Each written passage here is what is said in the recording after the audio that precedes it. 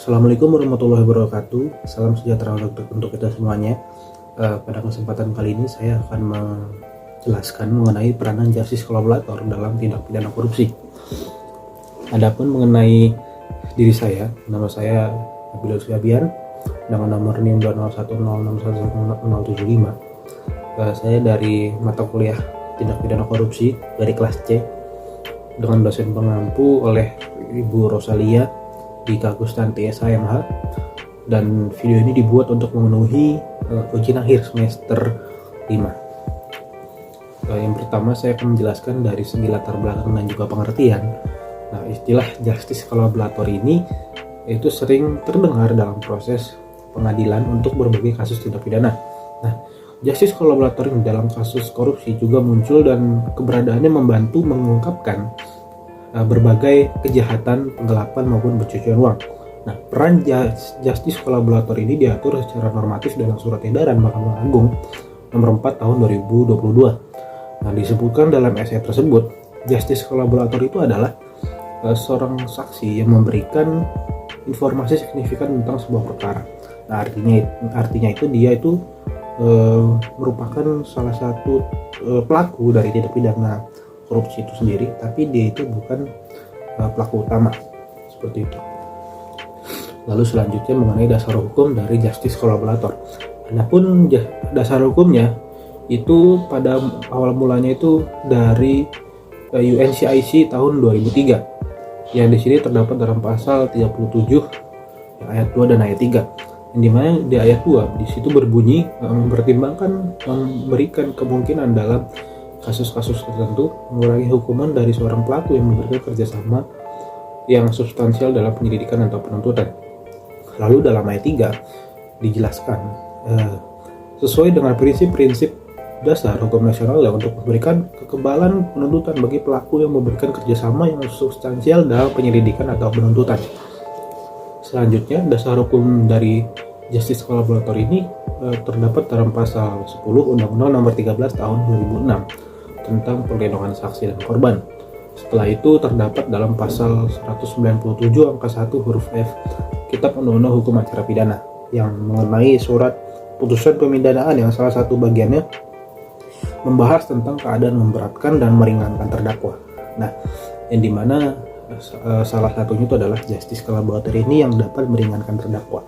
Seperti itu. Dan dalam hal ini, keadaan meringankan itu meliputi memberikan keterangan-keterangan yang tidak berbelit-belit, kooperatif, dan belum pernah terdakwa itu belum pernah dihukum sebelumnya, lalu bisa berusia muda, baik atau sopan selama persidangan, dan memiliki tanggungan anggota keluarga. Lalu setelah itu, keberadaan justice collaborator ini juga didukung dengan peraturan bersama yang ditandatangani oleh Menkumham, Jaksa Agung, Kapolri, KPK, dan Ketua LPSK tentang perlindungan bagi pelapor. Nah, di mana whistleblower ya, dan juga justice collaborator ini yang diatur dalam peraturan bersama tersebut. Lalu hampir sama dengan ketetapan dalam pasal 37 UNCIC tahun 2003 itu, yaitu pasal 26-nya dalam United Nations Convention Against Transnational Organized Crime tahun 2000 yang diratifikasi dengan Undang-Undang nomor 5 tahun 2009.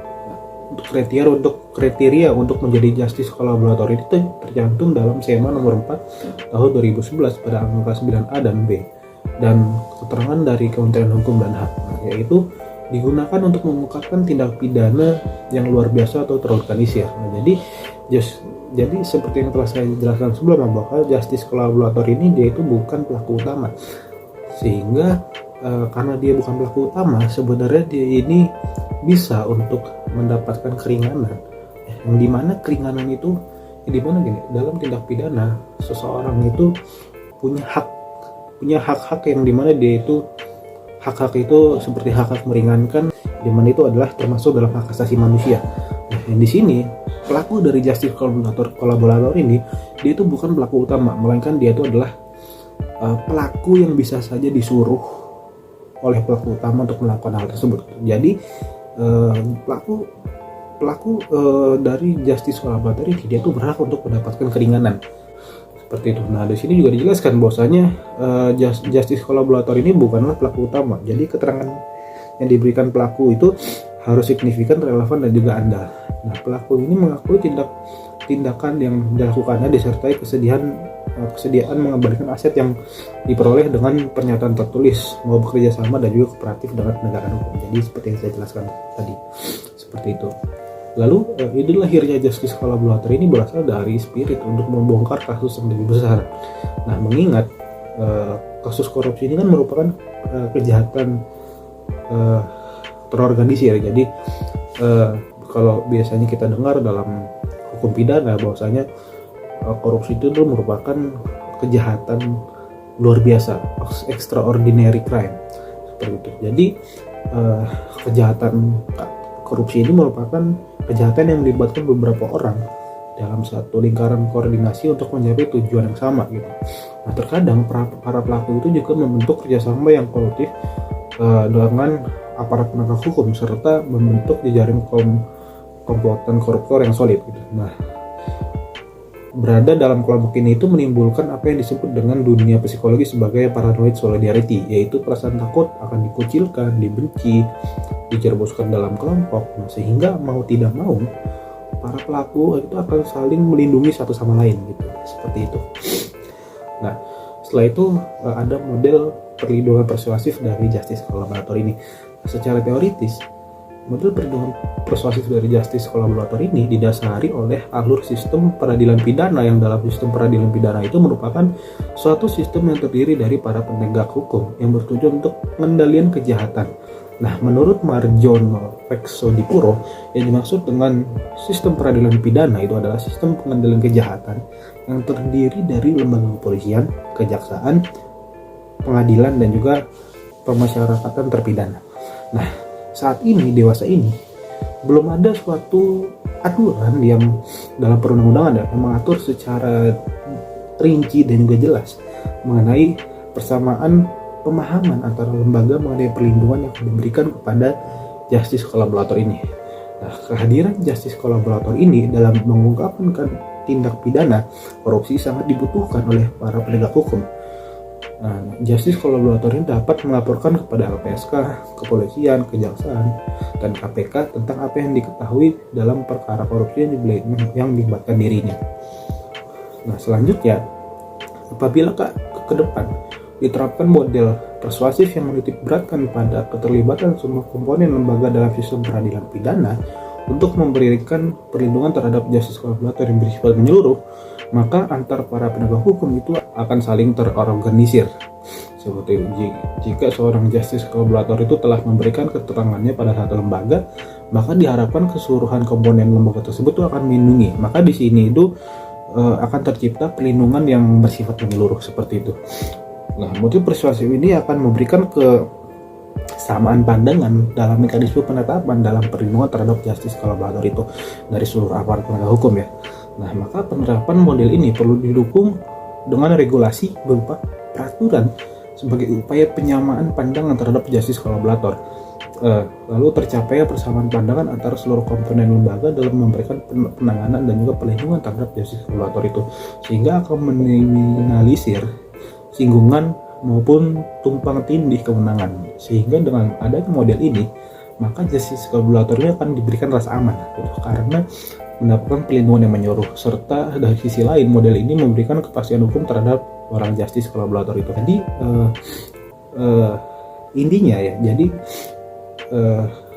seorang justice collaborator ini perlu untuk mendapatkan kepastian hukum dan keperlindungan. Seperti yang kita tahu bahwasanya dalam perkara tindak pidana korupsi khususnya itu kan banyak pelakunya sebenarnya. Mereka ini, kalau misalkan saya boleh sebut, mereka ini adalah gerombolan kelompok yang melakukan korupsi gitu. Dan pasti dalam gerombolan itu ada pelaku utama, lalu ada pelaku yang dia itu bukan pelaku utama, bisa saja dia disuruh, seperti itu kan ya. Nah, maka pelaku utama ini kan pasti akan memberikan segala upaya untuk menutupi kejahatannya dengan bisa saja memberikan ancaman kepada pelaku yang dia suruh gitu loh, atau bisa saja dia tuh bersembunyi di balik pelaku itu gitu. Jadi pelaku utama itu bersembunyi, sehingga di sini yang diperlukan dalam pengaturan perundang-undangan itu adalah justice collaborator ini diberikan kepastian hukum terhadap perlindungan justice collaborator ini, sehingga justice collaborator ini akan jelas dan juga terlindungi hak-hak hidupnya seperti itu. Lalu di sini selanjutnya ada keuntungan dari justice collaborator. Di sini saya akan memberikan tiga keuntungan. Yang pertama dari sisi pelaku, bahwa justice collaborator ini akan membantu tersangka atau terdakwa dalam mendapatkan keringanan hukuman gitu. Lalu dari sisi jaksa penuntut umum, justice collaborator ini sangat bermanfaat karena dia itu mengakui perbuatannya sekaligus mengungkapkan peran pelaku utama. Jadi dengan adanya justice collaborator ini memudahkan jaksa penuntut umum untuk mengungkapkan fakta sebenarnya, untuk mengumpulkan bukti-bukti ya, sehingga tidak ada skenario yang dibuat oleh tersangka, yang dimana skenario itu bisa memberikan keringanan-keringanan yang akan dijerat oleh tersangka pelaku utama itu, yang padahal sebenarnya itu adalah skenario yang dia buat gitu. Jadi dengan adanya justice collaborator ini bisa menghindari hal-hal itu gitu. Dan juga seperti yang saya bilang sebelumnya, justice collaborator ini perlu diberikan perlindungan. Apabila tidak ada perlindungan terhadap justice collaborator, maka pelaku itu nggak akan jujur, karena dia diancam oleh pelaku utamanya gitu. Jadi bisa dibilang dia itu lebih baik mengikuti skenario, atau lebih baik dia berbohong agar hak hidupnya itu bisa aman gitu. Nah, maka perlunya adanya pelindungan terhadap hak-hak hidupnya seperti itu. Lalu yang ketiga, dari keringanan hukuman yang didapatkan justice collaborator, maka vonisnya itu tidak akan lebih berat dari para pelaku utama. Jadi terkadang justice collaborator ini adalah orang-orang yang justru diperalat oleh pelaku utama untuk melakukan tindak pidana seperti itu. Lalu selanjutnya ada pedoman dalam penentuan justice collaborator. Nah, di sini ada beberapa hal ya. Yang pertama, yang bersangkutan itu merupakan salah satu tindak pidana tertentu, mengakui kejahatan yang dilakukannya, bukan pelaku utama dalam kejahatan tersebut, serta memberikan keterangan sebagai saksi di dalam proses pengadilan. Jaksa penuntut umum di dalam tuntutannya menyatakan bahwa yang bersangkutan telah memberikan keterangan dan bukti-bukti yang sangat signifikan, sehingga penyidik dan atau penuntut umum yang mengungkap tindak pidana tersebut secara efektif mengungkap pelaku-pelaku lainnya yang memiliki peran lebih besar dan atau mengembalikan aset-aset atau hasil dari suatu tindak pidana tersebut. Lalu selanjutnya, saksi pelaku yang bekerja sama sebagaimana dimaksud di atas, itu hakim itu dalam menentukan pidana yang akan dijatuhkan dapat mempertimbangkan hal-hal penjatuhan pidana sebagai berikut. Jadi yang pertama itu menjatuhkan pidana percobaan bersyarat, lalu bisa menjatuhkan pidana berupa pidana penjara yang paling ringan di antara terdakwa lainnya yang terbukti bersalah dalam perkara yang dimaksud itu. Jadi seperti yang saya jelaskan di sebelumnya, bahwa pelaku dari justice collaborator ini apabila dia benar-benar membantu proses persidangan dengan mengungkapkan fakta-fakta yang ada, maka dia itu akan mendapatkan keuntungan berupa remisi atau bisa saja penjatuhan pidana percobaan bersyarat. Lalu kalaupun dia itu dijatuhi pidana penjara, maka dia itu akan dijatuhkan penjara hukuman yang paling ringan di antara terdakwa lainnya. Lalu selanjutnya, berikut ini merupakan contoh ya dari pelaku justice collaborator. Akan tetapi pelaku di sini tuh dia tuh bukan pelaku tindak pidana korupsi yang lain, kan pelaku pembunuhan. Tapi di sini saya tegaskan merupakan contoh dari pelaku justice collaborator. Ya, seperti yang kita tahu bahwa beliau merupakan Richard Eliezer ya, atau biasa kita kenal tuh sebagai Baradae, dimana dia ini saat ini kasusnya sudah berjalan, yang dimana dia itu seorang pelaku ya, bukan pelaku utama. Dia itu membunuh Barada Yosua Huta Barat ya, yang dimana dia tuh pembunuhannya itu disuruh oleh Ferdy Sambo.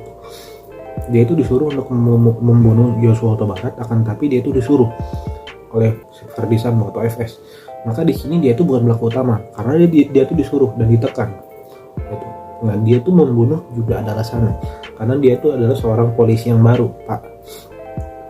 Jika dibandingkan dengan pangkat yang lain, Baradae ini paling rendah pangkatnya, sehingga dia tidak berani untuk menolak perintah tersebut itu, karena menurutnya apabila dia menolak maka dia yang target, ya, dia yang akan menjadi target selanjutnya, seperti itu.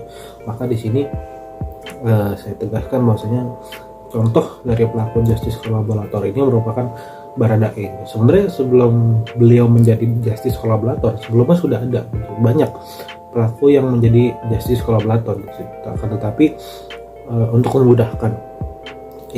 memudahkan pembahasan ini, Baradae ini merupakan salah satu pelaku dari justice kolaborator, seperti itu. Nah, berdasarkan dari beberapa penjelasan yang telah saya jelaskan sebelumnya, kesimpulan yang saya ambil itu adalah perlindungan terhadap justice kolaborator yang saat ini diatur dalam hukum positif di Indonesia itu baru dalam bentuk perlindungan fisik dan psikis, penanganan dan juga penanganan khusus. Nah, perlindungan hukum dan penghargaan. Nah, ketentuan mengenai perlindungan terhadap justice kolaborator ini tersebut tercantum di berbagai aturan.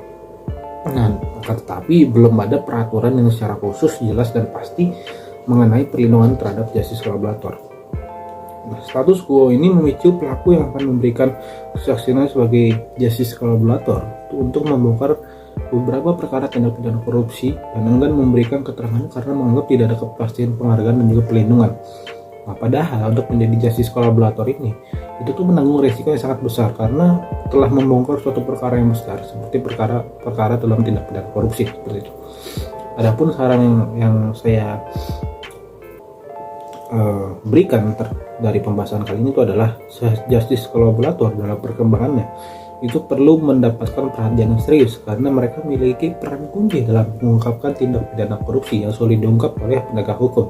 Nah, peran kunci yang dimiliki oleh justice kolaborator tersebut diantaranya untuk mengungkap suatu tindak pidana atau akan terjadinya suatu tindak pidana, sehingga pengembalian aset dari hasil suatu tindak pidana yang tersebut bisa dicapai kepada negara, memberikan informasi kepada aparat penegak hukum, dan memberikan kesaksian dalam proses peradilan. Nah, besarnya sumbangsih yang dapat diberikan oleh justice kolaborator kepada penegak hukum dalam mengungkapkan tindak pidana korupsi perlu disertai perlindungan yang optimal terhadap justice kolaborator, khususnya perlindungan terhadap keselamatan dari pelaku justice kolaborator. Sekian pembahasan dari saya, kurang lebihnya mohon maaf ya. Wabillahi taufiq wal hidayah. Wassalamualaikum warahmatullahi wabarakatuh.